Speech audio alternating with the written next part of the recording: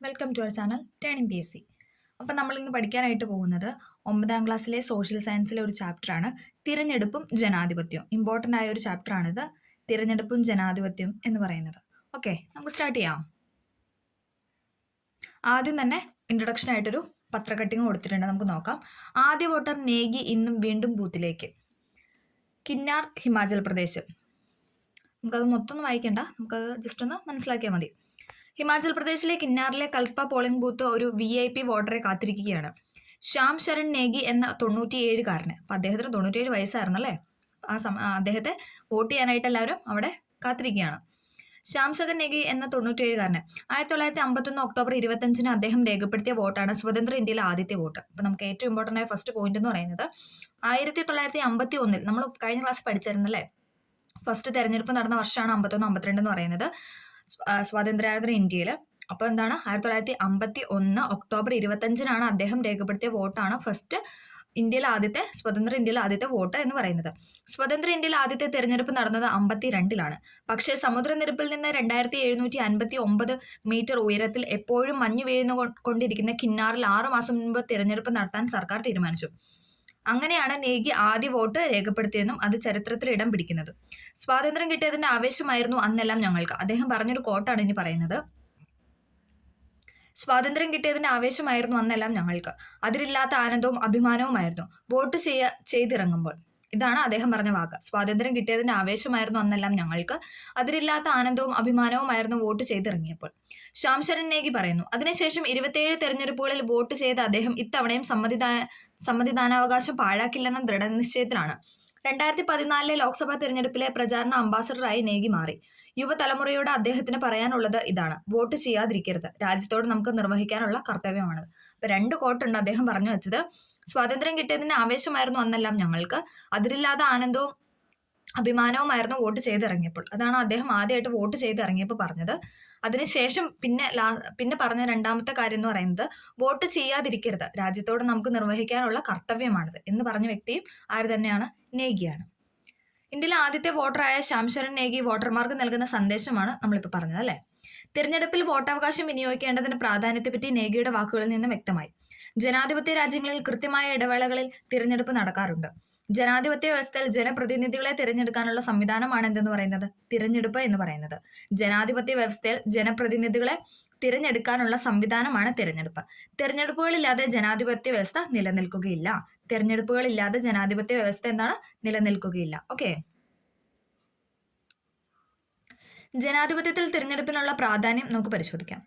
തിരഞ്ഞെടുപ്പുകൾ ജനാഭിലാഷം പ്രതിഫലിപ്പിക്കുന്നു. ജനങ്ങളുടെ അഭിലാഷമാണ് എന്തെന്ന് പറയുന്നത്? തിരഞ്ഞെടുപ്പുകൾ പ്രതിഫലിപ്പിക്കുന്നത് അല്ലേ.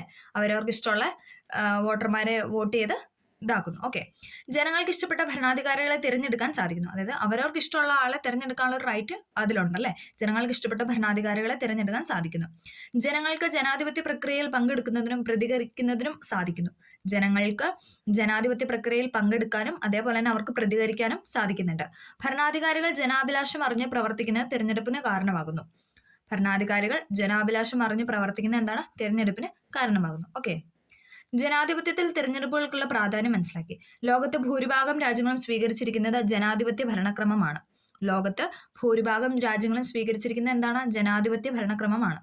എന്നാൽ ഈ രാജ്യങ്ങളിലെല്ലാം സ്വീകരിച്ചിരിക്കുന്ന തിരഞ്ഞെടുപ്പ് രീതികളും സമ്പ്രദായങ്ങളും വ്യത്യസ്തമാണ്. എല്ലാ രാജ്യവും ഒരുപോലെ ഒന്നും അല്ല അല്ലെ. പല രീതിയിലുള്ള തെരഞ്ഞെടുപ്പ് രീതികളാണ് കൈക്കൊണ്ടുവരുന്നത്. ചില രാജ്യങ്ങളിൽ പ്രത്യക്ഷ തെരഞ്ഞെടുപ്പും മറ്റു ചില രാജ്യങ്ങളിൽ പരോക്ഷ തെരഞ്ഞെടുപ്പുമാണ് ഉള്ളത്. ചില രാജ്യങ്ങളിൽ എന്താണ്? പ്രത്യക്ഷമുണ്ട്, ചിലയിടത്ത് പരോക്ഷമുണ്ട്. ജനാധിപത്യ രാജ്യമായ ഇന്ത്യയിൽ വിവിധ പ്രാതിനിധ്യ സ്ഥാപനങ്ങളിലേക്ക് സ്വീകരിച്ചിരിക്കുന്ന തെരഞ്ഞെടുപ്പ് രീതികൾ താഴെ കൊടുത്തിരിക്കുന്നു. നമുക്ക് നോക്കാം. ഇന്ത്യയിലെ തെരഞ്ഞെടുപ്പ് രീതികളാണ് ഈ ചാർട്ടിൽ കൊടുത്തിരിക്കുന്നത്. ഇന്ത്യയിൽ എന്താണ്? പ്രത്യക്ഷ തെരഞ്ഞെടുപ്പുണ്ട്, പരോക്ഷ തെരഞ്ഞെടുപ്പുണ്ട്. ഇനി നമുക്കത് എവിടെയൊക്കെയാണ് എന്ന് നോക്കാം. പ്രത്യക്ഷ തെരഞ്ഞെടുപ്പ്: ലോക്സഭ, സംസ്ഥാന നിയമസഭ, പ്രാദേശിക സ്വയംഭരണ സ്ഥാപനങ്ങൾ. ഏതാണ്? ലോകസഭയുണ്ട്, സംസ്ഥാന നിയമസഭയുണ്ട്, പ്രാദേശിക സ്വയംഭരണ സ്ഥാപനങ്ങളുണ്ട്. ഇങ്ങനെ ഈ 3 ഇടത്തുമാണ് എന്തെന്ന് പറയുന്നത്? പ്രത്യക്ഷ തെരഞ്ഞെടുപ്പ് നടത്തുന്നത്. ഒന്നുകൂടെ പറയാം. ലോകസഭ, സംസ്ഥാന നിയമസഭ, പ്രാദേശിക സ്വയംഭരണ സ്ഥാപനങ്ങൾ എന്നിവിടങ്ങളിലാണ് പ്രത്യക്ഷ തെരഞ്ഞെടുപ്പ് രീതി എന്ന് പറയുന്നത്. എന്നാൽ പരോക്ഷ തെരഞ്ഞെടുപ്പ് എവിടെയാണ്? രാഷ്ട്രപതി, ഉപരാഷ്ട്രപതി, രാജ്യസഭ. രാഷ്ട്രപതി, ഉപരാഷ്ട്രപതി, രാജ്യസഭ എന്ന് പറയുന്നത് പരോക്ഷ തെരഞ്ഞെടുപ്പാണ്. ഇവർക്ക് എല്ലാവർക്കും ഒരു രാ ഉണ്ടല്ലേ, രാഷ്ട്രപതി, ഉപരാഷ്ട്രപതി, രാജ്യസഭ. അപ്പൊ നമുക്ക് പരോക്ഷത്തിന്റെ രാ എടുത്ത് അതൊന്ന് കണക്ട് ചെയ്യാം. അതായത് രാജ്യസഭ എന്ന് പറയുന്നതും ഉപരാഷ്ട്രപതി അല്ലെങ്കിൽ രാഷ്ട്രപതി എന്ന് പറയുന്നതൊക്കെ പരോക്ഷ തെരഞ്ഞെടുപ്പിലൂടെ വരുന്നതാണ്. പക്ഷെ ലോക്സഭ എന്താണ്? പ്രത്യക്ഷ തെരഞ്ഞെടുപ്പാണ്. ലോക്സഭയും സംസ്ഥാന നിയമസഭയും പ്രാദേശിക സ്വയംഭരണ സ്ഥാപനങ്ങളൊക്കെ എന്താണ്? പ്രത്യക്ഷ തെരഞ്ഞെടുപ്പിന് ഉദാഹരണങ്ങളാണ്. ഓക്കെ. ലോക്സഭയിലേക്കും സംസ്ഥാന നിയമസഭകളിലേക്കും പഞ്ചായത്ത് നഗരഭരണ സ്ഥാപനങ്ങളിലേക്കുള്ള പ്രതിനിധികളെ എങ്ങനെയാണ് തിരഞ്ഞെടുക്കുന്നത്? നമ്മൾ പറഞ്ഞല്ലേ, പ്രത്യക്ഷ തെരഞ്ഞെടുപ്പിലൂടെയാണ്. ജനങ്ങൾ നേരിട്ട് അവരുടെ പ്രതിനിധികളെ തിരഞ്ഞെടുക്കുകയാണ് ചെയ്യുന്നത്. ഈ രീതിയാണ് പ്രത്യക്ഷ തെരഞ്ഞെടുപ്പ് രീതി എന്ന് പറയുന്നത്. അപ്പൊ പ്രത്യക്ഷ തെരഞ്ഞെടുപ്പ് രീതി എന്ന് പറയുന്നത് എന്താണ്? ജനങ്ങൾ നേരിട്ടാണ് അവരുടെ പ്രതിനിധികളെ തിരഞ്ഞെടുക്കുന്നത്. അതായത് ലോക്സഭയിലേക്കും സംസ്ഥാന നിയമസഭയിലേക്കും പ്രാദേശിക സ്വയംഭരണ സ്ഥാപനങ്ങളിലൊക്കെ എന്താണ്? നമ്മൾ നേരിട്ടല്ലേ അവരെ തിരഞ്ഞെടുക്കുന്നത്. നമ്മുടെ ജനപ്രതിനിധികളെ തിരഞ്ഞെടുക്കുന്നത് നമ്മൾ നേരിട്ടാണോ? അതുകൊണ്ട് തന്നെ അതിന് എന്തെന്നാ പറയുന്നത്? പ്രത്യക്ഷ തെരഞ്ഞെടുപ്പ് എന്നാണ് പറയുന്നത്. എന്നാൽ രാഷ്ട്രപതി, ഉപരാഷ്ട്രപതി, രാജ്യസഭ അംഗങ്ങൾ, രാഷ്ട്രപതി, ഉപരാഷ്ട്രപതി, രാജ്യസഭ അംഗങ്ങൾ എന്നിവരുടെ തെരഞ്ഞെടുപ്പ് എന്താണ്? പരോക്ഷ തെരഞ്ഞെടുപ്പാണ്. ജനങ്ങൾ തിരഞ്ഞെടുത്ത് അയച്ച പ്രതിനിധികളാണ് അവരെ അതായത് നമ്മൾ തിരഞ്ഞെടുത്ത് നമ്മുടെ ജനപ്രതിനിധികൾ അവര് പിന്നെ തിരഞ്ഞെടുക്കുന്നതാണ് ആരെന്ന് പറയുന്നത്? ഈ രാഷ്ട്രപതി, ഉപരാഷ്ട്രപതി, രാജ്യസഭയിലേക്കുള്ള അംഗങ്ങൾ എന്ന് പറയുന്നത്. അതിനാണ് നമ്മൾ എന്ന് പറയുന്നത് പരോക്ഷ തെരഞ്ഞെടുപ്പ് രീതി എന്ന് പറയുന്നത്. ഓക്കെ, പ്രത്യക്ഷം പഠിച്ചു, പരോക്ഷം പഠിച്ചു. ജനങ്ങൾ നേരിട്ട് പ്രതിനിധികളെ തിരഞ്ഞെടുക്കുന്നതാണ് എന്തെന്ന് പറയുന്നത്? പ്രത്യക്ഷ തെരഞ്ഞെടുപ്പ് രീതി. എന്നാൽ ജനങ്ങൾ നമ്മൾ തിരഞ്ഞെടുത്ത് അയച്ച ആൾക്കാരെ, ആ പ്രതിനിധികൾ തിരഞ്ഞെടുക്കുന്ന രീതിയാണ് എന്തെന്ന് പറയുന്നത്? പരോക്ഷ തെരഞ്ഞെടുപ്പ് രീതി എന്ന് പറയുന്നത്. എല്ലാവർക്കും ക്ലിയർ ആയെന്ന് പ്രതീക്ഷിക്കുന്നു. ഓക്കെ, നമ്മളിനി അടുത്ത് പഠിക്കാനായിട്ട് പോകുന്ന ഇമ്പോർട്ടൻ്റ് ആയ ഒരു പോയിന്റ് ആണ് കേവല ഭൂരിപക്ഷ വ്യവസ്ഥ എന്ന് പറയുന്നത്. പ്രത്യക്ഷ പരോക്ഷ തെരഞ്ഞെടുപ്പ് രീതികൾ പരിചയപ്പെട്ടു. ഇന്ത്യയിൽ പ്രത്യക്ഷ തെരഞ്ഞെടുപ്പ് രീതി പിന്തുടരുന്നത് നമ്മൾ പറഞ്ഞു ലോക്സഭയിലുണ്ട്, സംസ്ഥാന നിയമസഭ, പിന്നെ പഞ്ചായത്ത് നഗരഭരണ സ്ഥാപനങ്ങൾ, അതായത് തദ്ദേശ സ്വയംഭരണ സ്ഥാപനങ്ങളൊക്കെ. അതൊക്കെ എവിടെയാണ്? പ്രത്യക്ഷ തെരഞ്ഞെടുപ്പ് രീതിയാണ്. ഇവിടെയൊക്കെ നടത്തുന്ന എന്താണ്? കേവല ഭൂരിപക്ഷ സമ്പ്രദായമാണ്. അതായത് പ്രത്യക്ഷ തെരഞ്ഞെടുപ്പ് രീതിയിൽ നടത്തുന്നത് എന്താണ്? കേവല ഭൂരിപക്ഷ സമ്പ്രദായമാണ്. ഈ സമ്പ്രദായം അനുസരിച്ച് തെരഞ്ഞെടുപ്പ് നടത്താൻ താഴെ പറയുന്ന രീതിയിലാണ്. നമുക്ക് നോക്കാം. രാജ്യത്തെ വിവിധ നിയോജക മണ്ഡലങ്ങളായിട്ട് തിരിക്കുന്നു. അല്ലെ, എല്ലായിടത്തും ഒറ്റയടിക്കല്ല, ഒറ്റ തവണ കൊണ്ടല്ല നടത്തുന്നത്. പല നിയോജക മണ്ഡലങ്ങളായിട്ട് നമ്മുടെ രാജ്യത്തെ തിരിക്കുന്നു. ഒരു നിയോജക മണ്ഡലത്തിൽ നിന്ന് ഒരു പ്രതിനിധിയാണ് തിരഞ്ഞെടുക്കുന്ന ഒരു പ്രതിനിധിയാണ്. ഒരുപാട് പേർക്ക് മത്സരിക്കാം, പക്ഷെ നമ്മൾ തിരഞ്ഞെടുക്കുന്ന എന്താണ്? ഒരേ ഒരാളായിരിക്കും. ഓക്കെ, രാജ്യത്തെ വിവിധ നിയോജക മണ്ഡലങ്ങളായിട്ട് തിരിക്കുന്നു. ദെൻ എന്താണ്? ഒരു നിയോജക മണ്ഡലത്തിൽ നിന്ന് ഒരു പ്രതിനിധിയാണ് തിരഞ്ഞെടുക്കുന്നത്. എത്ര സ്ഥാനാർത്ഥികൾക്ക് വേണമെങ്കിലും മത്സരിക്കാം. പറഞ്ഞല്ലേ, എത്ര പേർക്ക് ഇപ്പം ഇഷ്ടം പോലെ ആൾക്കാർക്ക് മത്സരിക്കാം. 10 15 അല്ലെങ്കിൽ അതിന് എണ്ണമൊന്നുമില്ല. പക്ഷെ എന്താണ്? തിരഞ്ഞെടുക്കുന്നത് ഒരാളെ ആയിരിക്കും. മറ്റ് സ്ഥാനാർത്ഥികളെ അപേക്ഷിച്ച് കൂടുതൽ വോട്ട് ലഭിക്കുന്ന ആളാണ് തിരഞ്ഞെടുക്കപ്പെടുന്നത്. അതായത് ബാക്കിയുള്ളവർ ഇപ്പം 10 പേരുണ്ടെങ്കിൽ അതിൽ 9 പേരെക്കാൾ കൂടുതൽ ആരാണോ മുന്നിൽ നിൽക്കുന്നത് അവരെ ആയിരിക്കും എന്തെന്ന് പറയുന്നത്? നമ്മൾ തിരഞ്ഞെടുക്കുന്നതെന്ന് പറയുന്നത്. ഒന്നുകൂടെ പറയാം. രാജ്യത്തെ വിവിധ നിയോജക മണ്ഡലമാക്കി തിരിക്കുന്നു. ഒരു നിയോജക മണ്ഡലത്തിൽ നിന്ന് ഒരു പ്രതിനിധിയെ തിരഞ്ഞെടുക്കുന്നു. എത്ര സ്ഥാനാർത്ഥികൾക്ക് വേണമെങ്കിലും മത്സരിക്കാം. മറ്റ് സ്ഥാനാർത്ഥികളെ അപേക്ഷിച്ച് കൂടുതൽ വോട്ട് ആർക്ക് ലഭിക്കുന്നു അയാളായിരിക്കും അതിനകത്ത് വിജയി അല്ലെങ്കിൽ തിരഞ്ഞെടുക്കപ്പെടുന്ന വ്യക്തി എന്ന് പറയുന്നത്. ഓക്കെ, ലളിതവും എളുപ്പത്തിൽ നടപ്പാക്കാൻ കഴിയുന്നതുമായ തിരഞ്ഞെടുപ്പ് രീതിയാണ് എന്തെന്ന് പറയുന്നത്? കേവല ഭൂരിപക്ഷ വ്യവസ്ഥ എന്ന് പറയുന്നത്. ലളിതവും എളുപ്പത്തിൽ നടപ്പിലാക്കാൻ കഴിയുന്നതുമായ തിരഞ്ഞെടുപ്പ് രീതിയാണ് എന്തെന്ന് പറയുന്നത്? കേവല ഭൂരിപക്ഷ വ്യവസ്ഥ. അതുകൊണ്ട് തന്നെ ലോകത്തെ ഭൂരിഭാഗം ജനാധിപത്യ രാജ്യങ്ങളും ഫോളോ ചെയ്യുന്നത് എന്ത് തന്നെയാണ്? കേവല ഭൂരിപക്ഷ എന്ന വ്യവസ്ഥ തന്നെയാണ്. ലോകത്തെ ഭൂരിഭാഗം ജനാധിപത്യ രാജ്യങ്ങളും സ്വീകരിച്ചിരിക്കുന്ന വ്യവസ്ഥ എന്ന് പറയുന്നത് കേവല ഭൂരിപക്ഷ വ്യവസ്ഥ തന്നെയാണ്. ഇനി അടുത്തതാണ് ആനുപാതിക പ്രാതിനിധ്യ വ്യവസ്ഥ. അടുത്ത ടോപ്പിക്കാണ് ആനുപാതിക പ്രാതിനിധ്യ വ്യവസ്ഥ. ഇന്ത്യയിൽ പരോക്ഷ തെരഞ്ഞെടുപ്പ് രീതി പിന്തുടരുന്ന നമ്മൾ പറഞ്ഞല്ലേ, രായുള്ള ആൾക്കാർ. രാഷ്ട്രപതി ഉണ്ട്, ഉപരാഷ്ട്രപതി ഉണ്ട്, രാജ്യസഭയുണ്ട്. രാഷ്ട്രപതി, ഉപരാഷ്ട്രപതി, രാജ്യസഭ തിരഞ്ഞെടുപ്പുകളിൽ ആനുപാതിക പ്രാതിനിധ്യ വ്യവസ്ഥയാണ് സ്വീകരിച്ചിരിക്കുന്നത്.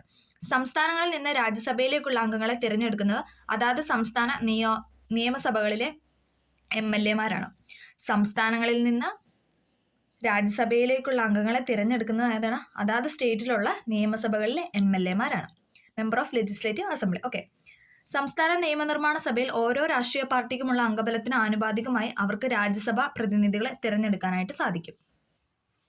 ഒന്നും കൂടെ പറയാം. ഇന്ത്യയിൽ പരോക്ഷ തിരഞ്ഞെടുപ്പ് രീതി പിന്തുടരുന്നതാണ് ആരൊക്കെയെന്ന് പറയുന്നത്? രാഷ്ട്രപതി ഉണ്ട്, ഉപരാഷ്ട്രപതി ഉണ്ട്, രാജ്യസഭയിലൊക്കെ ഉള്ളവരും ഉണ്ട്. അവരെയൊക്കെ നമ്മൾ തിരഞ്ഞെടുക്കുന്ന രീതിയാണ് എന്തെന്ന് പറയുന്നത്? ആനുപാതിക പ്രാതിനിധ്യ വ്യവസ്ഥ എന്നും ഉദ്ദേശിക്കുന്നത്.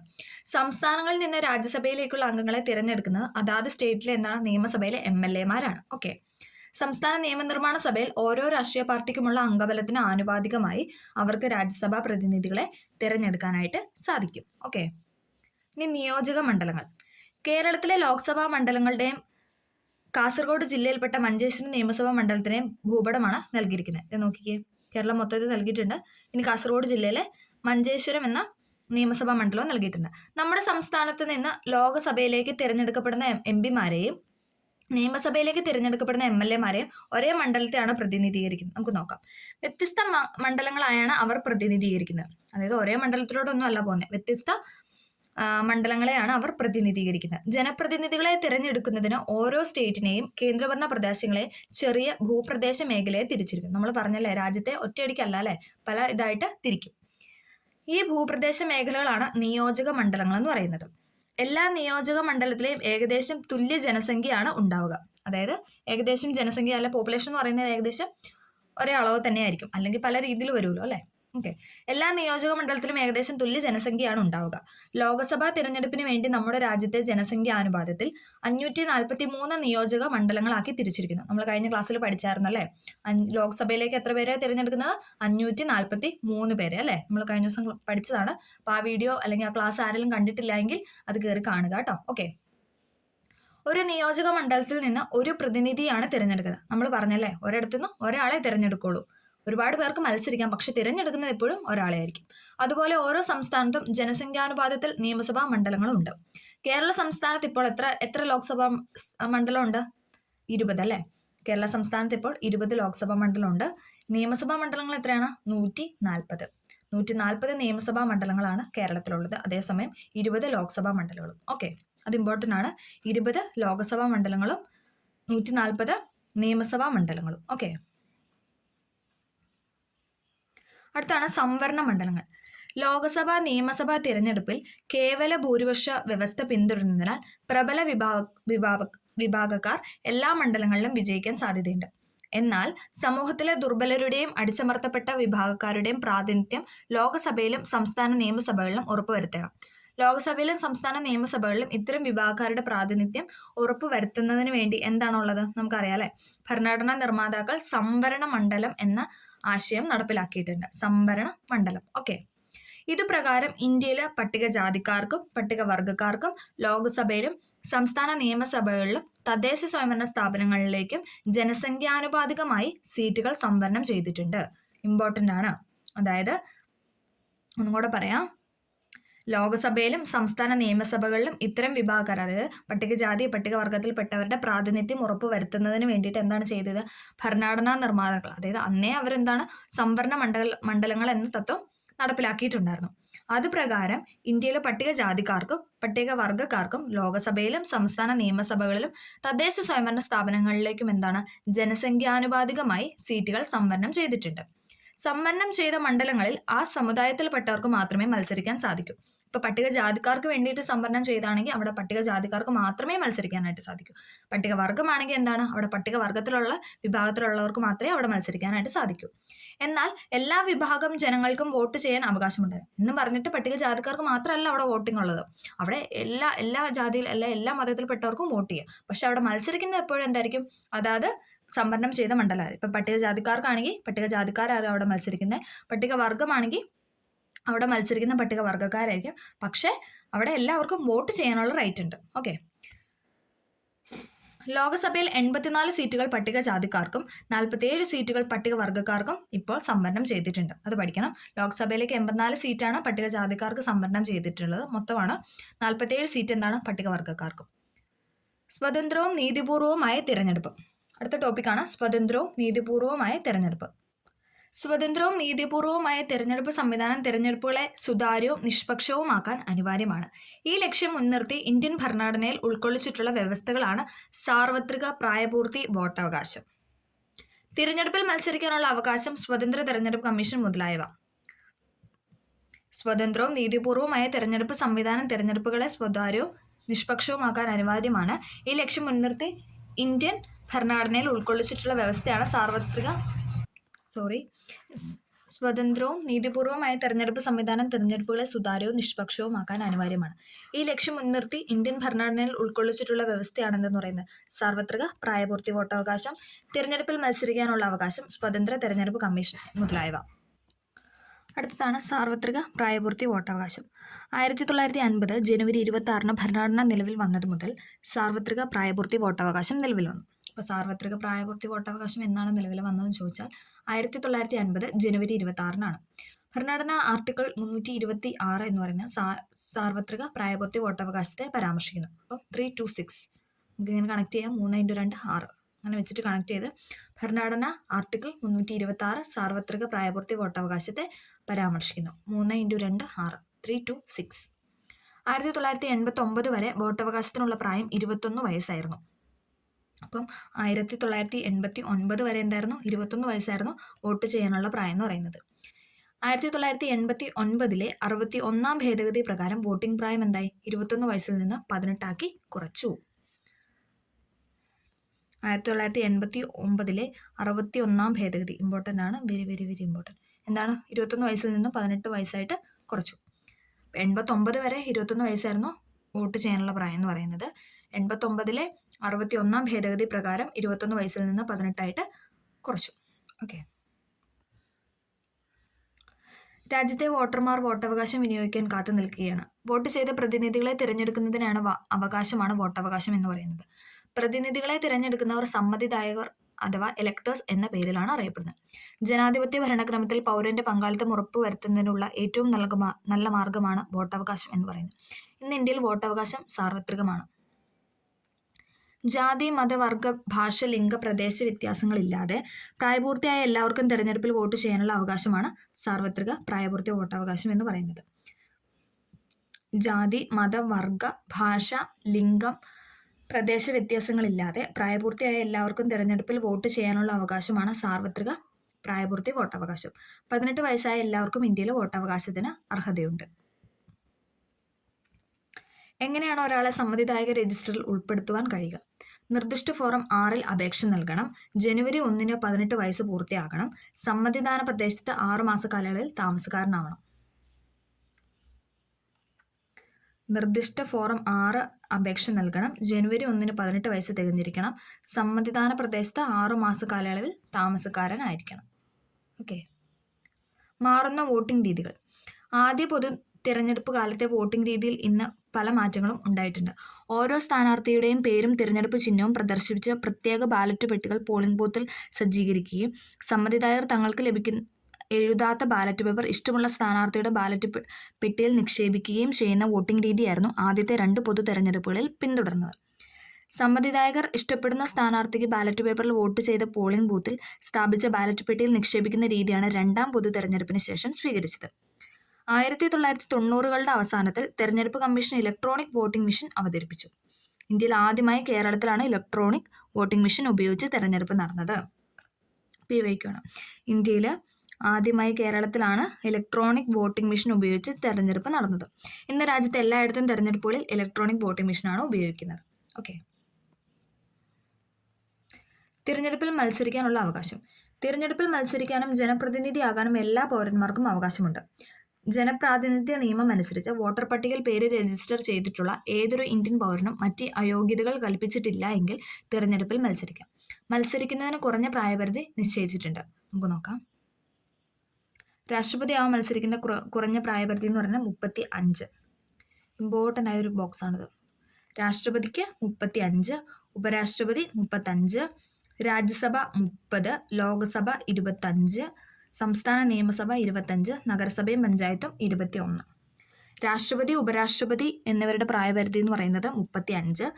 രാജ്യസഭയുടെ തിരഞ്ഞെടുപ്പിലാണ് 30, ലോക്സഭയിലേക്കാണ് 25, സംസ്ഥാന നിയമസഭയിലും 25. ലോക്സഭയും സംസ്ഥാന നിയമസഭയും 25, രാഷ്ട്രപതി ഉപരാഷ്ട്രപതി 35, രാജ്യസഭ 30, നഗരസഭയും പഞ്ചായത്തും 21. രാഷ്ട്രപതി ഉപരാഷ്ട്രപതി 35, രാജ്യസഭയിലേക്ക് 30, ലോക്സഭയും സംസ്ഥാന നിയമസഭയും 25, നഗരസഭയും പഞ്ചായത്തും 21. സ്വതന്ത്ര തിരഞ്ഞെടുപ്പ് കമ്മീഷൻ. നമുക്ക് നോക്കാം. ജനാധിപത്യം ഫലപ്രദമാകണമെങ്കിൽ തിരഞ്ഞെടുപ്പുകൾ സ്വതന്ത്രവും നിഷ്പക്ഷവുമായിരിക്കണം. ഇത് സാധ്യമാകണമെങ്കിൽ തിരഞ്ഞെടുപ്പ് കമ്മീഷൻ ഒരു സ്വതന്ത്ര സ്ഥാപനം ആയിരിക്കണം. ജനാധിപത്യം ഫലപ്രദമാകണമെങ്കിൽ തിരഞ്ഞെടുപ്പുകൾ സ്വതന്ത്രവും നിഷ്പക്ഷവുമായിരിക്കണം. ഇത് സാധ്യമാകണമെങ്കിൽ തിരഞ്ഞെടുപ്പ് കമ്മീഷൻ ഒരു സ്വതന്ത്ര സ്ഥാപനം ആയിരിക്കണം. ഇന്ത്യൻ ഭരണഘടന ഒരു സ്വതന്ത്ര തിരഞ്ഞെടുപ്പ് കമ്മീഷന് രൂപം നൽകിയിട്ടുണ്ട്.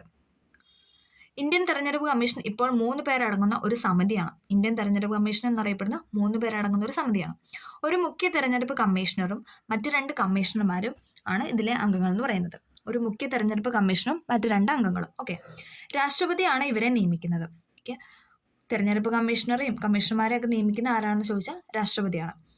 തിരഞ്ഞെടുപ്പ് കമ്മീഷനെ സഹായിക്കുന്നതിനായി എല്ലാ സംസ്ഥാനങ്ങളിലും മുഖ്യ തെരഞ്ഞെടുപ്പ് ഉദ്യോഗസ്ഥന്മാരും ഉണ്ട്.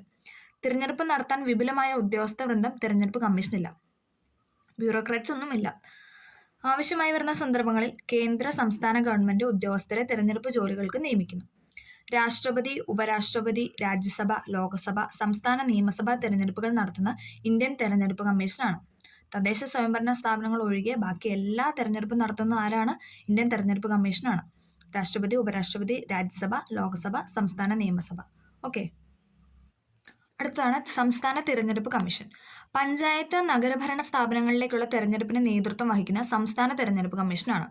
പഞ്ചായത്ത് നഗരഭരണ സ്ഥാപനങ്ങളിലേക്കുള്ള തിരഞ്ഞെടുപ്പ് ഒക്കെ നടത്തുന്ന ആരാണ്? സംസ്ഥാന തിരഞ്ഞെടുപ്പ് കമ്മീഷനാണ്. 73, 74 ഭരണഘടനാ ഭേദഗതിയിലൂടെ എല്ലാ സ്ഥാപനങ്ങളിലും സംസ്ഥാന തിരഞ്ഞെടുപ്പ് കമ്മീഷൻ രൂപീകരിക്കേണ്ടത്. നമ്മൾ പറഞ്ഞു 73-ാം ഭേദഗതി എന്തായിരുന്നു? പഞ്ചായത്തി രാജും.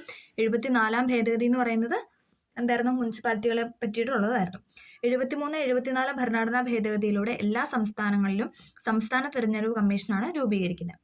ഓക്കെ, തിരഞ്ഞെടുപ്പ് കമ്മീഷന്റെ ചുമതലകൾ നമുക്ക് നോക്കാം.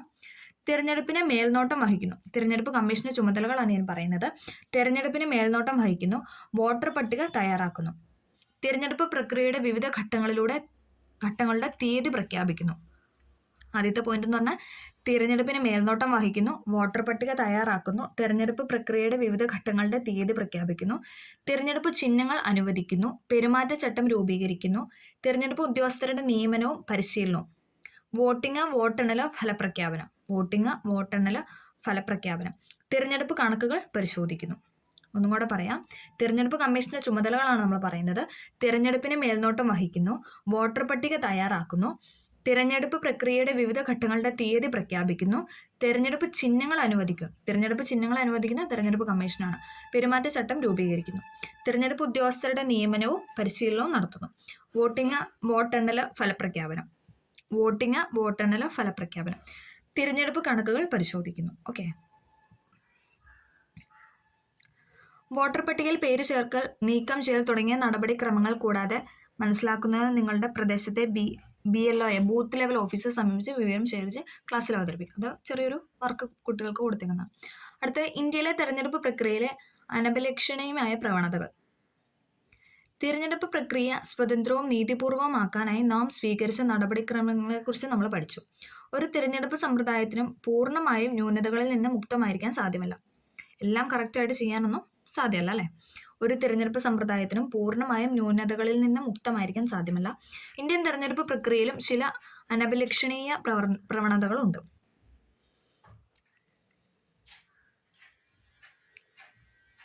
നമുക്ക് നോക്കാം. പണത്തിന്റെ സ്വാധീനം. ഫസ്റ്റ് പോയിന്റാണ് പണത്തിന്റെ സ്വാധീനം. തിരഞ്ഞെടുപ്പിൽ വോട്ടർമാരെ പണം കൊടുത്ത് സ്വാധീനിക്കുന്നു. തിരഞ്ഞെടുപ്പ് പ്രചാരണ പ്രവർത്തനത്തിൽ രാഷ്ട്രീയ പാർട്ടികൾ അമിതമായി പണം ചിലവഴിക്കുന്നു. പണത്തിന്റെ സ്വാധീനം ഫസ്റ്റ് പോയിന്റ്. തിരഞ്ഞെടുപ്പിൽ വോട്ടർമാരെ പണം കൊടുത്ത് സ്വാധീനിക്കുന്നു. തിരഞ്ഞെടുപ്പ് പ്രചാരണ പ്രവർത്തനത്തിന് രാഷ്ട്രീയ പാർട്ടികൾ അമിതമായി പണം ചിലവഴിക്കുന്നു. അടുത്താണ് തിരഞ്ഞെടുപ്പിനോടനുബന്ധിച്ച അതിക്രമങ്ങൾ. പോളിംഗ് ദിനത്തിൽ ഉണ്ടാകുന്ന അതിക്രമങ്ങൾ, തിരഞ്ഞെടുപ്പിലെ കള്ളവോട്ടും ബൂത്ത് പിടുത്തവും. ഇതൊക്കെ എന്താണ്? തിരഞ്ഞെടുപ്പിനോടനുബന്ധിച്ചുള്ള അതിക്രമങ്ങളാണ്. പോളിംഗ് ദിനത്തിൽ ഉണ്ടാകുന്ന അതിക്രമങ്ങൾ, തിരഞ്ഞെടുപ്പിലെ കള്ളവോട്ടും ബൂത്ത് പിടുത്തവും. ഇനി ജാതിമത വിഭാഗങ്ങളുടെ സ്വാധീനം. സ്ഥാനാർത്ഥി നിർണയത്തിൽ ജാതിമത പരിഗണനകൾ സ്വാധീനം ചെലുത്തുന്നു. ജാതിമത വിഭാഗങ്ങളുടെ സ്വാധീനമാണ് മൂന്നാമത്തെ പോയിന്റ്. സ്ഥാനാർത്ഥി നിർണയത്തിൽ ജാതിമത പരിഗണനകൾ സ്വാധീനം ചെലുത്തുന്നു. അടുത്തതാണ് സ്ത്രീകളുടെ പ്രാതിനിധ്യക്കുറവ്. സ്ഥാനാർത്ഥി നിർണയത്തിൽ സ്ത്രീകൾക്ക് അർഹമായ പരിഗണന ലഭിക്കുന്നില്ല. സ്ഥാനാർത്ഥിയായ സ്ത്രീകൾക്ക് എന്താണ് അർഹമായ പരിഗണന ഒന്നും അവർക്ക് നൽകുന്നില്ല. പാർലമെന്റിലും നിയമസഭകളിലും സ്ത്രീകളുടെ പ്രാതിനിധ്യക്കുറവ്. നമുക്കറിയാലേ, കൂടുതലും പുരുഷന്മാരാണ് പാർലമെന്റിലും നിയമസഭയിലൊക്കെ ഉള്ളത്. പാർലമെന്റിലും നിയമസഭകളിലൊക്കെ സ്ത്രീകളുടെ പ്രാതിനിധ്യക്കുറവ്. അടുത്തതാണ് തിരഞ്ഞെടുപ്പ് പരിഷ്കാരങ്ങൾ. തിരഞ്ഞെടുപ്പ് പ്രക്രിയയിലെ ന്യൂനതകളാണ് തിരഞ്ഞെടുപ്പ് പരിഷ്കാരങ്ങൾ അനിവാര്യമാക്കുന്നത്. തിരഞ്ഞെടുപ്പ് സമ്പ്രദായം എങ്ങനെ പരിഷ്കരിക്കാൻ സാധിക്കും? തിരഞ്ഞെടുപ്പ് സമ്പ്രദായത്തിലെ ന്യൂനതകൾ പരിഹരിക്കുന്നതിന് വേണ്ടി തിരഞ്ഞെടുപ്പ് കമ്മീഷൻ നടപ്പിലാക്കിയ ചില പരിഷ്കാരങ്ങളാണ് നമ്മളിനി പറയാൻ പോകുന്നത്. ഓക്കെ. സമ്മതിദായകരുടെ ഫോട്ടോ പതിച്ച തിരിച്ചറിയൽ കാർഡ് ഏർപ്പെടുത്തി. സമ്മതിദായകരുടെ ഫോട്ടോ പതിപ്പിച്ച തിരിച്ചറിയൽ കാർഡ് അഥവാ ID കാർഡ് ഏർപ്പെടുത്തി. സ്ഥാനാർത്ഥികളുടെ തിരഞ്ഞെടുപ്പ് ചെലവിന്റെ പരിധി നിശ്ചയിച്ചു. നമ്മൾ പറഞ്ഞല്ലോ ഒരുപാട് പണമൊക്കെ ചെലവഴിക്കുന്നുണ്ട്. അപ്പോൾ എന്താണ്, സ്ഥാനാർത്ഥികളുടെ തിരഞ്ഞെടുപ്പ് ചെലവിന്റെ പണത്തിന്റെ പരിധി നിശ്ചയിച്ചു. രാഷ്ട്രീയ പാർട്ടിക്കും സ്ഥാനാർത്ഥികൾക്കുമുള്ള പെരുമാറ്റച്ചട്ടം നടപ്പിലാക്കി. രാഷ്ട്രീയ പാർട്ടിക്കും സ്ഥാനാർത്ഥികൾക്കുമുള്ള പെരുമാറ്റച്ചട്ടം നടപ്പിലാക്കി. തിരഞ്ഞെടുപ്പുകളിൽ ഇലക്ട്രോണിക് വോട്ടിംഗ് മെഷീൻ നടപ്പിലാക്കി. തിരഞ്ഞെടുപ്പിൽ ഇലക്ട്രോണിക് വോട്ടിംഗ് മെഷീൻ നടപ്പിലാക്കി. സമ്മതിദായകരുടെ ഫോട്ടോ പതിച്ച വോട്ടർ പട്ടിക പ്രസിദ്ധീകരിച്ചു. സമ്മതിദായകരുടെ ഫോട്ടോ പതിച്ച വോട്ടർ പട്ടിക പ്രസിദ്ധീകരിച്ചു. നിഷേധ വോട്ട് സമ്പ്രദായം നടപ്പിലാക്കി. അതായത് നോട്ട. നിഷേധ വോട്ട് സമ്പ്രദായം നടപ്പിലാക്കി. None of the above NOTA. ബാലറ്റിൽ സ്ഥാനാർത്ഥികളുടെ ചിത്രവും ഉൾപ്പെടുത്തി. ബാലറ്റിൽ എന്താണ്, സ്ഥാനാർത്ഥികളുടെ ചിത്രം ഉൾപ്പെടുത്തി. ഒന്നും കൂടെ പറയാം. സമ്മതിദായകരുടെ ഫോട്ടോ പതിച്ച തിരിച്ചറിയൽ കാർഡ് ഏർപ്പെടുത്തി. സ്ഥാനാർത്ഥികളുടെ തിരഞ്ഞെടുപ്പ് ചെലവിന്റെ പരിധി നിശ്ചയിച്ചു. രാഷ്ട്രീയ പാർട്ടിക്കും സ്ഥാനാർത്ഥികൾക്കുമുള്ള പെരുമാറ്റച്ചട്ടം നടപ്പിലാക്കി. തിരഞ്ഞെടുപ്പുകളിൽ ഇലക്ട്രോണിക് വോട്ടിംഗ് മെഷീൻ നടപ്പിലാക്കി. സമ്മതിദായകർ ഫോട്ടോ പതിച്ച വോട്ടർ പട്ടിക പ്രസിദ്ധീകരിച്ചു. നിഷേധ വോട്ട് സമ്പ്രദായം നടപ്പിലാക്കി. ബാലറ്റിൽ സ്ഥാനാർത്ഥികളുടെ ചിത്രം ഉൾപ്പെടുത്തി. ഓക്കെ. നിഷേധ വോട്ട്. തിരഞ്ഞെടുപ്പിൽ മത്സരിക്കുന്ന എല്ലാ സ്ഥാനാർത്ഥികളെയും തിരസ്കരിക്കാനുള്ള അവകാശം എന്താണ്, വോട്ടർമാർക്ക് ഉണ്ട്. തിരഞ്ഞെടുപ്പിൽ മത്സരിക്കുന്ന എല്ലാ സ്ഥാനാർത്ഥികളെയും തിരസ്കരിക്കാൻ വോട്ടർമാർക്ക് അവകാശം നൽകുന്ന നിഷേധ വോട്ട് ഇന്ത്യയിൽ നടപ്പിലായി. ഇലക്ട്രോണിക് വോട്ടിംഗ് മെഷീനിൽ സ്ഥാനാർത്ഥികളുടെ പേരിന് അവസാനമായി ഉൾപ്പെടുത്തിയ നോട്ട അഥവാ none of the above button അമർത്തി നിഷേധ വോട്ട് രേഖപ്പെടുത്താം. നിഷേധ വോട്ട് രേഖപ്പെടുത്താനായി നോട്ട എന്ന ബട്ടൺ അമർത്തിയാൽ മതി. ഓക്കെ. ബാലറ്റ് പേപ്പറിൽ സ്ഥാനാർത്ഥിയുടെ ചിത്രം. ബാലറ്റ് പേപ്പറിൽ സ്ഥാനാർത്ഥിയുടെ പേരിനും ചിഹ്നത്തിനുമൊപ്പം ചിത്രം കൂടി പ്രദർശിപ്പിക്കാൻ തിരഞ്ഞെടുപ്പ് കമ്മീഷൻ തീരുമാനിച്ചു. സ്ഥാനാർത്ഥികൾക്കെതിരെ അതേ പേരുള്ള അപരന്മാർ വ്യാപകമായതിനെ തുടർന്നാണ് തിരഞ്ഞെടുപ്പ് കമ്മീഷൻ ഇങ്ങനെ ഒരു തീരുമാനം ഉന്നയിച്ചത്. നിരക്ഷരരായ വോട്ടർമാർക്ക് പോലും അവരുടെ വോട്ടവകാശം ശരിയായി വിനിയോഗിക്കാൻ ഇത് സഹായകമാകും. ഓക്കെ. തിരഞ്ഞെടുപ്പും രാഷ്ട്രീയ പാർട്ടികളും. ഇന്ത്യയിലെ നിരവധി രാഷ്ട്രീയ പാർട്ടികൾ പ്രവർത്തിക്കുന്നുണ്ട്. ജനാധിപത്യ പ്രക്രിയയുടെ അവിഭാജ്യ ഘടകമാണ് രാഷ്ട്രീയ പാർട്ടികൾ. ജനാധിപത്യ പ്രക്രിയയുടെ അവിഭാജ്യ ഘടകമാണ് രാഷ്ട്രീയ പാർട്ടികൾ. ഒരു പ്രത്യയശാസ്ത്ര കാഴ്ചപ്പാടിന്റെ അടിസ്ഥാനത്തിൽ സംഘടിക്കുകയും രാഷ്ട്രീയ അധികാരം നേടുന്നതിനായി നിരന്തരം പ്രവർത്തിക്കുകയും ചെയ്യുന്ന സംഘടനയാണ് രാഷ്ട്രീയ പാർട്ടികൾ എന്ന് പറയുന്നത്. അവയുടെ പ്രാധാന്യ ചുമതലയാണ് താഴെ നൽകിയിരിക്കുന്നത്. ഗവൺമെന്റിന്റെയും ജനങ്ങളെയും ബന്ധിപ്പിക്കുന്നു. രാഷ്ട്രീയ പാർട്ടി എന്ന് പറയുന്നത് ഗവൺമെന്റിനെയും ജനങ്ങളെയും തമ്മിൽ ബന്ധിപ്പിക്കുന്നു. പൊതുജനാഭിപ്രായം രൂപീകരിക്കുന്നു. രാഷ്ട്രീയ ബോധവൽക്കരണം നടത്തുന്നു. തിരഞ്ഞെടുപ്പിൽ മത്സരിച്ച് ഭൂരിപക്ഷം ലഭിക്കുന്ന പാർട്ടികൾ ഗവൺമെന്റ് രൂപീകരിക്കുന്നു. തിരഞ്ഞെടുപ്പിൽ മത്സരിച്ച് ഭൂരിപക്ഷം ലഭിക്കുന്ന പാർട്ടികൾ ഗവൺമെന്റ് രൂപീകരിക്കുന്നു. തിരഞ്ഞെടുപ്പിൽ മത്സരിച്ച് ഭൂരിപക്ഷം ലഭിക്കാത്ത പാർട്ടികൾ ക്രിയാത്മക പ്രതിപക്ഷമായി പ്രവർത്തിക്കുന്നു. തിരഞ്ഞെടുപ്പിൽ മത്സരിച്ച് ഭൂരിപക്ഷം ലഭിക്കാത്ത പാർട്ടികൾ ക്രിയാത്മക പ്രതിപക്ഷമായി പ്രവർത്തിക്കുന്നു. ഗവൺമെന്റിനെയും ജനങ്ങളെയും തമ്മിൽ ബന്ധിപ്പിക്കുന്നു. പൊതുജനാഭിപ്രായം രൂപീകരിക്കുന്നു. രാഷ്ട്രീയ ബോധവൽക്കരണം നടത്തുന്നു. തിരഞ്ഞെടുപ്പിൽ മത്സരിച്ച് ഭൂരിപക്ഷം ലഭിക്കുന്ന പാർട്ടികൾ ഗവൺമെന്റ് രൂപീകരിക്കുന്നു. തിരഞ്ഞെടുപ്പിൽ മത്സരിച്ച് ഭൂരിപക്ഷം ലഭിക്കാത്ത പാർട്ടികൾ എന്താണ്, പ്രതിപക്ഷമായിട്ട് പ്രവർത്തിക്കുന്നു. ഗവൺമെന്റിന്റെ തെറ്റായ നയങ്ങളിൽ മാറ്റം വരുത്തുന്നതിനായിട്ട് പ്രവർത്തിക്കുന്നു. ഗവൺമെന്റിന്റെ തെറ്റായ നയങ്ങൾ മാറ്റം വരുത്തുന്നതിനായി പ്രവർത്തിക്കുന്നു. വിവിധ നയങ്ങളും പരിപാടികളും മുന്നോട്ട് വയ്ക്കുന്നു. വിവിധ നയങ്ങളും പരിപാടികളും മുന്നോട്ട് വയ്ക്കുന്നു. ഓക്കെ. അടുത്തതാണ് തിരഞ്ഞെടുപ്പ് പ്രകടന പത്രിക. ചെറിയൊരു ബോക്സ് നൽകിയിട്ട് നമുക്ക് നോക്കാം. ഓരോ രാഷ്ട്രീയ പാർട്ടിയും തിരഞ്ഞെടുപ്പ് പ്രചാരണത്തിന്റെ ഭാഗമായി തിരഞ്ഞെടുപ്പ് പ്രകടന പത്രിക അഥവാ ഇലക്ഷൻ മാനിഫെസ്റ്റോ പുറത്തിറക്കാറുണ്ട്. ഓരോ രാഷ്ട്രീയ പാർട്ടിയും തിരഞ്ഞെടുപ്പ് പ്രചാരണത്തിന്റെ ഭാഗമായി തിരഞ്ഞെടുപ്പ് പ്രകടന പത്രിക അഥവാ ഇലക്ഷൻ മാനിഫെസ്റ്റോ പുറത്തിറക്കാറുണ്ട്. പാർട്ടിയുടെ പ്രാദേശിക, ദേശീയ, അന്തർദേശീയ വിഷയങ്ങളിലെ നിലപാടുകളും അധികാരത്തിൽ വന്നാൽ നടപ്പിലാക്കാൻ ഉദ്ദേശിക്കുന്ന പരിപാടികളും പദ്ധതികളും ഉൾപ്പെടുത്തിയ ലഘുലേഖയാണ് ഈ പ്രകടന പത്രിക എന്ന് പറയുന്നത്. പാർട്ടിയുടെ പ്രാദേശിക, ദേശീയ, അന്തർദേശീയ വിഷയങ്ങളിലെ നിലപാടുകളും അധികാരത്തിൽ വന്നാൽ നടപ്പിലാക്കാൻ ഉദ്ദേശിക്കുന്ന പരിപാടികളും പദ്ധതികളുമാണ് ഈ ലഘുലേഖയിൽ ഉൾപ്പെടുത്തിയിരിക്കുന്നത്. ഓക്കെ.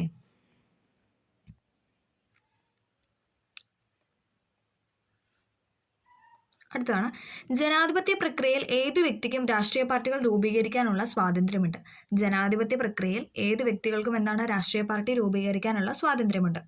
നമ്മുടെ രാജ്യത്ത് പ്രവർത്തിച്ചുകൊണ്ടിരിക്കുന്ന എല്ലാ രാഷ്ട്രീയ പാർട്ടികളും തെരഞ്ഞെടുപ്പ് കമ്മീഷനിൽ രജിസ്റ്റർ ചെയ്തിരിക്കണം. നമ്മുടെ രാജ്യത്ത് അഥവാ ഇന്ത്യയിൽ പ്രവർത്തിച്ചുകൊണ്ടിരിക്കുന്ന എല്ലാ രാഷ്ട്രീയ പാർട്ടികളും തെരഞ്ഞെടുപ്പ് കമ്മീഷനിൽ രജിസ്റ്റർ ചെയ്യണം. ദേശീയ പാർട്ടികളും സംസ്ഥാന പ്രാദേശിക പാർട്ടികളും ഇന്ത്യയിൽ പ്രവർത്തിക്കുന്നുണ്ട്. ദേശീയ പാർട്ടിയുണ്ട്, അതേപോലെ തന്നെ സംസ്ഥാന പാർട്ടി അല്ലെങ്കിൽ പ്രാദേശിക പാർട്ടി ഇന്ത്യയിൽ പ്രവർത്തിക്കുന്നുണ്ട്. ഒരു രാഷ്ട്രീയ പാർട്ടിയെ ദേശീയ പാർട്ടിയായോ സംസ്ഥാന പാർട്ടിയെ അംഗീകരിക്കുന്നതിന് തെരഞ്ഞെടുപ്പ് കമ്മീഷൻ പ്രത്യേക മാനദണ്ഡങ്ങൾ നിശ്ചയിച്ചിട്ടുണ്ട്. ഒരു രാഷ്ട്രീയ പാർട്ടിയെ ദേശീയ പാർട്ടിയായോ അല്ലെങ്കിൽ സംസ്ഥാന പാർട്ടിയായോ അംഗീകരിക്കാൻ എന്താണ് തെരഞ്ഞെടുപ്പ് കമ്മീഷന് പ്രത്യേകം മാനദണ്ഡങ്ങൾ നിശ്ചയിച്ചിട്ടുണ്ട്. പൊതുവെ ദേശവ്യാപകമായി പ്രവർത്തിക്കുകയും ഒന്നിൽ കൂടുതൽ സംസ്ഥാനങ്ങളിൽ സ്വാധീനം ഉണ്ടാവുകയും ചെയ്യുന്നവയാണ് ദേശീയ പാർട്ടി എന്ന് പറയുന്നത്. പൊതുവെ ദേശവ്യാപകമായി പ്രവർത്തിക്കുകയും ഒന്നിൽ കൂടുതൽ സംസ്ഥാനങ്ങളിൽ സ്വാധീനം ഉണ്ടാക്കുകയും ചെയ്യുന്നവയാണ് എന്തെന്ന് പറയുന്നത് ദേശീയ പാർട്ടി എന്ന് പറയുന്നത്. എന്നാൽ ഒരു സംസ്ഥാനത്ത് മാത്രം സ്വാധീനമുള്ള രാഷ്ട്രീയ പാർട്ടികളാണ് സംസ്ഥാന പാർട്ടി. ഒരു സംസ്ഥാനത്ത് മാത്രം സ്വാധീനമുള്ള രാഷ്ട്രീയ പാർട്ടിയാണ് സംസ്ഥാന പാർട്ടികൾ എന്ന് പറയുന്നത്. ദേശീയ സംസ്ഥാന പാർട്ടികൾക്ക് നിശ്ചയിച്ച മാനദണ്ഡങ്ങൾ പാലിക്കാൻ സാധിക്കാത്ത ധാരാളം പാർട്ടികൾ നമ്മുടെ രാജ്യത്ത് പ്രവർത്തിക്കുന്നുണ്ട്. അതായത് ദേശീയ പാർട്ടിയായോ സംസ്ഥാന പാർട്ടിയായോ നിശ്ചയിച്ച മാനദണ്ഡങ്ങളൊന്നും പാലിക്കാൻ സാധിക്കാത്ത ഒരുപാട് പാർട്ടികൾ എന്താണ് രാജ്യത്ത് പ്രവർത്തിക്കുന്നുണ്ട്. എന്നാൽ ഇവ തിരഞ്ഞെടുപ്പ് കമ്മീഷനിൽ രജിസ്റ്റർ ചെയ്ത പാർട്ടികളായതിനാൽ ഇവയെ രജിസ്റ്റേർഡ് പാർട്ടികൾ എന്നാണ് വിളിക്കുന്നത്. നമുക്കൊന്നും കൂടെ നോക്കാം. പൊതുവെ ദേശവ്യാപകമായി പ്രവർത്തിക്കുകയും ഒന്നിൽ കൂടുതൽ സംസ്ഥാനങ്ങളിൽ സ്വാധീനം ഉണ്ടാകുകയും ചെയ്യുന്നവയാണ് ദേശീയ പാർട്ടികൾ എന്ന് പറയുന്നത്. എന്നാൽ ഒരു സംസ്ഥാനത്ത് മാത്രം സ്വാധീനമുള്ള രാഷ്ട്രീയ പാർട്ടി എന്താണ് സംസ്ഥാന പാർട്ടികളാണല്ലേ. ഓക്കെ, ദേശീയ സംസ്ഥാന പാർട്ടികൾക്ക് നിശ്ചയിച്ച മാനദണ്ഡങ്ങൾ പാലിക്കേണ്ട സാധിക്കാത്ത ധാരാളം പാർട്ടികൾ എന്താണ് നമ്മുടെ രാജ്യത്തുണ്ട്. എന്നാൽ ഇവ തിരഞ്ഞെടുപ്പ് കമ്മീഷനിൽ രജിസ്റ്റർ ചെയ്ത പാർട്ടികളായതിനാൽ ഇവയെ രജിസ്റ്റേർഡ് പാർട്ടികൾ എന്നാണ് വിളിക്കുന്നത്. നമുക്ക് നോക്കാം. ദേശീയ പാർട്ടിയും സംസ്ഥാന പാർട്ടിയും. ഒരു രാഷ്ട്രീയ പാർട്ടിയെ ദേശീയ പാർട്ടിയെ അംഗീകരിക്കണമെങ്കിൽ ആ പാർട്ടി ലോക്സഭാ തിരഞ്ഞെടുപ്പിൽ പോൾ ചെയ്ത ആകെ വോട്ടിന്റെ 6% 4 അതിലധികമോ സംസ്ഥാനങ്ങളിൽ നിന്ന് നേടിയിരിക്കണം.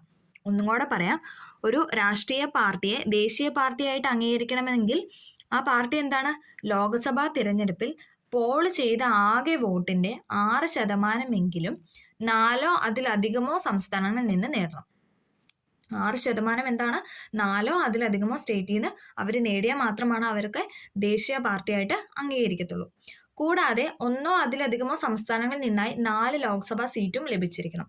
അതിന്റെ കൂടെ തന്നെ എന്താണ് 1 അതിലധികമോ സംസ്ഥാനങ്ങളിൽ നിന്നായി 4 ലോക്സഭാ സീറ്റ് ലഭിച്ചിരിക്കണം. ഒന്നും കൂടെ പറയാം. ദേശീയ പാർട്ടിയായിട്ട് നമ്മൾ അംഗീകരിക്കണമെങ്കിൽ എന്താണ് ആ പാർട്ടി ലോക്സഭാ തിരഞ്ഞെടുപ്പിൽ പോൾ ചെയ്ത ആകെ വോട്ടിന്റെ 6% 4 അതിലധികമോ സ്റ്റേറ്റിൽ നിന്നായിട്ട് നേടണം. അതോടൊപ്പം 1 അതിലധികമോ സംസ്ഥാനങ്ങളിൽ നിന്ന് 4 ലോക്സഭാ സീറ്റും നേടണം. എങ്കിലാണ് അവരെ ദേശീയ പാർട്ടിയായിട്ട് അംഗീകരിക്കും. ഇനി സംസ്ഥാന പാർട്ടിയിലോട്ട് വരുമ്പോൾ ഒരു പാർട്ടിയെ സംസ്ഥാന പാർട്ടിയായി പരിഗണിക്കണമെങ്കിൽ ആ പാർട്ടിക്ക് എന്താണ് സംസ്ഥാന നിയമസഭാ തെരഞ്ഞെടുപ്പിൽ ആകെ പോൾ ചെയ്ത വോട്ടിന്റെ 6% വോട്ടും 2 സീറ്റും ലഭിച്ചിരിക്കണം. അപ്പൊ നമ്മൾ പറഞ്ഞല്ലേ ദേശീയ പാർട്ടിക്ക് എന്തായിരുന്നു 6% അതോ 6% ആകെ വോട്ടിന്റെ 6%വും 4 അതിലധികമോ സംസ്ഥാനങ്ങളിൽ നിന്നായിട്ട് നേടണം. സംസ്ഥാന പാർട്ടിയിലോട്ട് വരുമ്പോൾ എന്താണ് ആ പാർട്ടിക്ക് സംസ്ഥാന നിയമസഭാ തെരഞ്ഞെടുപ്പിൽ ആകെ പോൾ ചെയ്ത വോട്ടിന്റെ 6% വോട്ടും അതോടൊപ്പം 2 സീറ്റും ലഭിക്കണം. ദേശീയ പാർട്ടിക്ക് 1 അതിലധികമോ സ്റ്റേറ്റിൽ നിന്ന് 4 സീറ്റ് ലഭിക്കണമായിരുന്നു. പക്ഷെ സംസ്ഥാന പാർട്ടി ആകുമ്പോൾ എന്താണ് ആ സംസ്ഥാനത്തിൽ നിന്ന് തന്നെ 2 സീറ്റും ലഭിക്കണം. ഓക്കെ, മുന്നണി രാഷ്ട്രീയവും തിരഞ്ഞെടുപ്പും. ഇവിടെ ഒരു വാർത്ത വന്നിട്ടുണ്ട്. 16ാം ലോക്സഭാ തെരഞ്ഞെടുപ്പിനുള്ള വിജ്ഞാപനം പുറപ്പെടുവിച്ചു. കേന്ദ്രത്തിലെ പ്രധാന മുന്നണികൾ വളരെ പ്രതീക്ഷയോടെയാണ് ഈ തെരഞ്ഞെടുപ്പിനെ സമീപിക്കുന്നത്. നൽകിയിരിക്കുന്ന വാർത്ത നിരീക്ഷിക്കും. കേന്ദ്രത്തിലും പല സംസ്ഥാനങ്ങളിലും രാഷ്ട്രീയ പാർട്ടികൾ മുന്നണികൾ രൂപീകരിച്ചുകൊണ്ടാണ് ഇന്ന് തെരഞ്ഞെടുപ്പിൽ മത്സരിക്കുന്നത്. മുന്നണി രാഷ്ട്രീയം എന്താണെന്ന് നമുക്ക് നോക്കാം. തിരഞ്ഞെടുപ്പിൽ ഒരു രാഷ്ട്രീയ കക്ഷിക്കും ഒറ്റയ്ക്ക് ഭൂരിപക്ഷം ലഭിക്കാൻ സാധ്യതയില്ലാത്ത സാഹചര്യങ്ങൾ ഉണ്ടാകാറുണ്ട്. അതായത് തെരഞ്ഞെടുപ്പിൽ എന്താണ് ഒരു രാഷ്ട്രീയ കക്ഷിക്ക് ഒറ്റയ്ക്ക് ഭൂരിപക്ഷം ലഭിക്കാൻ സാധ്യതയില്ലാത്ത സാഹചര്യമുണ്ട്. അത്തരം സാഹചര്യങ്ങളിൽ പരസ്പരം സഹകരിക്കാൻ കഴിയുന്ന രാഷ്ട്രീയ കക്ഷികൾ ഒരു പൊതു മിനിമം പരിപാടിയുടെ അടിസ്ഥാനത്തിൽ ഒന്നിച്ചു ചേർന്ന് മുന്നണി രൂപീകരിച്ച് തിരഞ്ഞെടുപ്പിൽ മത്സരിക്കാറുണ്ട്. അപ്പൊ അവരെന്താണ് ജയിക്കാൻ സാധ്യതയില്ല അല്ലെങ്കിൽ ഭൂരിപക്ഷം ലഭിക്കാൻ സാധ്യതയില്ല എന്ന് തോന്നുന്നത് എന്താണ് അത്തരം സാഹചര്യത്തിൽ പരസ്പരം സഹകരിക്കാൻ കഴിയുന്ന രാഷ്ട്രീയ കക്ഷികൾ ഒരു പൊതു മിനിമം പരിപാടിയുടെ അടിസ്ഥാനത്തിൽ ഒന്നിച്ചു ചേർന്ന് മുന്നണി രൂപീകരിച്ച് തെരഞ്ഞെടുപ്പിൽ മത്സരിക്കും. ഇതാണ് മുന്നണി രാഷ്ട്രീയം അഥവാ കൊയാലിഷൻ പൊളിറ്റിക്സ് എന്ന് പറയുന്നത്. മുന്നണി രാഷ്ട്രീയം എന്ന് പറയുന്നത് ഇതാണ്. ഓക്കെ, ഇത്തരം മുന്നണികൾ വിജയിച്ച് അധികാരത്തിൽ വരുമ്പോൾ രൂപീകരിക്കുന്ന സർക്കാരുകളാണ് മുന്നണി സർക്കാർ എന്ന് പറയുന്നത്. ഇത്തരം മുന്നണികൾ, അതായത് ഇനി അവർ വിജയിച്ച് മുന്നേറി വരുവാണ്, അവരെന്തെന്നാണ് പറയുന്നത്? മുന്നണി സർക്കാർ എന്നാണ് പറയുന്നത്. ഓക്കെ, മറ്റു സംസ്ഥാനങ്ങളിൽ നിന്ന് വ്യത്യസ്തമായ മുന്നണി രാഷ്ട്രീയം പ്രായോഗികമാക്കിയ ഒരു സംസ്ഥാനമാണ് കേരളം. 1960കളിലാണ് കേരള സംസ്ഥാനത്ത് ആദ്യമായി മുന്നണി സർക്കാർ അധികാരത്തിൽ വന്നത്. അതിനുശേഷം കേരളത്തിൽ അധികാരത്തിൽ വന്ന സർക്കാരുകളിൽ ഭൂരിഭാഗവും മുന്നണി സർക്കാരുകളാണ്. ഇന്ന് കേന്ദ്രത്തിലും വിവിധ സ്റ്റേറ്റുകളിലും മുന്നണി സർക്കാർ നിലനിൽക്കുന്നുണ്ട്. ഓക്കെ, അടുത്താണ് തെരഞ്ഞെടുപ്പ് പ്രവചന ശാസ്ത്രം. തെരഞ്ഞെടുപ്പ് ഫലപ്രഖ്യാപനത്തിന് മുൻപ് രാഷ്ട്രീയ പാർട്ടികളുടെയും മുന്നണികളുടെയും വിജയസാധ്യത പരിശോധിച്ച് പ്രവചിക്കുന്ന പഠനശാഖയാണ് തെരഞ്ഞെടുപ്പ് പ്രവചന ശാസ്ത്രം. തെരഞ്ഞെടുപ്പ് ഫലപ്രഖ്യാപനത്തിന് മുൻപ് തന്നെ രാഷ്ട്രീയ പാർട്ടികളുടെയും മുന്നണികളുടെയും വിജയസാധ്യത പരിശോധിച്ച് പ്രവചിക്കുന്ന പഠനശാഖയാണ് എന്തെന്ന് പറയുന്നത്? തെരഞ്ഞെടുപ്പ് പ്രവചന ശാസ്ത്രം എന്ന് പറയുന്നത്. അഭിപ്രായ സർവേ, മാധ്യമ വിശകലനം, അഭിമുഖം, എക്സിറ്റ് പോള്, മുൻ തെരഞ്ഞെടുപ്പ് ഫലങ്ങൾ എന്നിവ മുൻനിർത്തിയാണ് എന്തെന്ന് പറയുന്നത്? ഫലങ്ങൾ പ്രവചിക്കാറുള്ളത്. രാഷ്ട്രീയ കക്ഷികൾക്ക് അനുകൂലമായോ പ്രതികൂലമായോ ഉള്ള പൊതുജനാഭിപ്രായം പ്രവചനത്തിലൂടെ മനസ്സിലാക്കാൻ സാധിക്കും. തെരഞ്ഞെടുപ്പ് പ്രവചനങ്ങൾ പലപ്പോഴും പൂർണ്ണമായി ശരിയായിക്കൊള്ളണം എന്നില്ല. പ്രവചനം നടത്തുന്നതിന് തിരഞ്ഞെടുപ്പ് കമ്മീഷൻ ഇപ്പോൾ നിയന്ത്രണങ്ങൾ കൊണ്ടുവന്നിട്ടുണ്ട്. അതായത് പ്രവചനം നടത്തുന്നതിന് എന്താണ് ഇപ്പൊ തെരഞ്ഞെടുപ്പ് കമ്മീഷൻ ചില നിയന്ത്രണങ്ങളൊക്കെ കൊണ്ടുവന്നിട്ടുണ്ട്. ഇന്ത്യയിലെ തെരഞ്ഞെടുപ്പ് സംവിധാനത്തിന്റെ പ്രത്യേകതകൾ പരിചയപ്പെട്ടല്ലോ. ഇതുവരെ വിശകലനം ചെയ്തതിൽ നിന്ന് സ്വതന്ത്രവും നിഷ്പക്ഷവുമായ തെരഞ്ഞെടുപ്പ് കമ്മീഷൻ, കൃത്യമായ ഇടവേളകളിൽ നടത്തപ്പെടുന്ന തിരഞ്ഞെടുപ്പ്, സാർവത്രിക പ്രായപൂർത്തി വോട്ടവകാശം, ഭരണാധികാരികളെ തിരഞ്ഞെടുക്കാനുള്ള ജനങ്ങളുടെ സ്വാതന്ത്ര്യം എന്നിവ ഇന്ത്യൻ ജനാധിപത്യത്തെ ശക്തിപ്പെടുത്താൻ സഹായിച്ചിട്ടുണ്ട്. ഇതോടൊപ്പം തന്നെ ജനങ്ങളുടെ ഉയർന്ന രാഷ്ട്രീയ അവബോധവും യുക്തിസഹവുമായ തീരുമാനങ്ങൾ എടുക്കാനുള്ള കഴിവും സജീവ രാഷ്ട്രീയ പങ്കാളിത്തവും ജനാധിപത്യത്തെ ശക്തിപ്പെടുത്താനായിട്ട് സഹായിക്കുന്നു. എങ്കിൽ മാത്രമേ ജനാധിപത്യം അർത്ഥവത്താവത്തുള്ളൂ. അപ്പോൾ ഇതേ നമ്മൾ ഈ ചാപ്റ്ററിൽ നിന്ന് പഠിച്ച കാര്യങ്ങളെല്ലാം ഒരു ബോക്സിൽ കൊടുത്തിട്ടുണ്ട്. നമുക്ക് നോക്കാം. തെരഞ്ഞെടുപ്പും ജനാധിപത്യവും എന്താണ്? ഫസ്റ്റ് തന്നെ 2 കാര്യങ്ങളുണ്ട്. തെരഞ്ഞെടുപ്പ് രീതി, അതല്ല നമ്മൾ ഫസ്റ്റ് പറഞ്ഞത്. പ്രത്യക്ഷ തെരഞ്ഞെടുപ്പും ഉണ്ട്, പരോക്ഷ തെരഞ്ഞെടുപ്പുണ്ട്. അതിൽ പ്രത്യക്ഷ തെരഞ്ഞെടുപ്പ് എന്ന് ഉദ്ദേശിക്കുന്നത് എന്താണ്? കേവല ഭൂരിപക്ഷ വ്യവസ്ഥ. പരോക്ഷമാണ് ആനുപാതിക പ്രാതിനിധ്യ വ്യവസ്ഥ. പരോക്ഷം ആർക്കൊക്കെയായിരുന്നു? രാ വെച്ച് കണക്ട് ചെയ്യണം അല്ലേ? പരോക്ഷത്തിന്റെ രാ വെച്ച് കണക്ട് ചെയ്യുക. രാഷ്ട്രപതി, ഉപരാഷ്ട്രപതി, രാജ്യസഭ. ഞാൻ എൻ്റെ ഒരു ഇത് പറഞ്ഞതേ ഉള്ളൂ. ഓക്കെ, രാ വെച്ചിട്ട് കണക്ട് ചെയ്യുക. ഇനി പ്രത്യക്ഷമാണ് ലോക്സഭ, സംസ്ഥാന നിയമസഭകളിലേക്കൊക്കെ ഉള്ളതാണ് പ്രത്യക്ഷ തെരഞ്ഞെടുപ്പാണ്. പിന്നെ തെരഞ്ഞെടുപ്പ് കമ്മീഷന്റെ ഘടന പറഞ്ഞു, ചുമതല പറഞ്ഞു, തെരഞ്ഞെടുപ്പ് സമ്പ്രദായം പറഞ്ഞു, ന്യൂനതകളും അതിന്റെ പരിഷ്കാരങ്ങളെ കുറിച്ചൊക്കെ നമ്മൾ പറഞ്ഞു. പിന്നെ രാഷ്ട്രീയ പാർട്ടികൾ പറഞ്ഞു, ദേശീയ പാർട്ടിയും സംസ്ഥാന പാർട്ടിയും ഇപ്പൊ പറഞ്ഞല്ലേ. ഓക്കെ, പിന്നെ തെരഞ്ഞെടുപ്പ് പ്രവചന ശാസ്ത്രം പറഞ്ഞു. അപ്പൊ ഇത്രയും വെച്ചിട്ട് നമ്മൾ ഈ ചാപ്റ്റർ ഫുള്ള് കംപ്ലീറ്റ് ചെയ്തിട്ടുണ്ട്. അപ്പൊ എല്ലാവർക്കും മനസ്സിലായെന്ന് വിചാരിക്കുന്നു. മനസ്സിലായെങ്കിൽ ലൈക്ക് ചെയ്ത് സപ്പോർട്ട് ചെയ്യുക. Okay, thank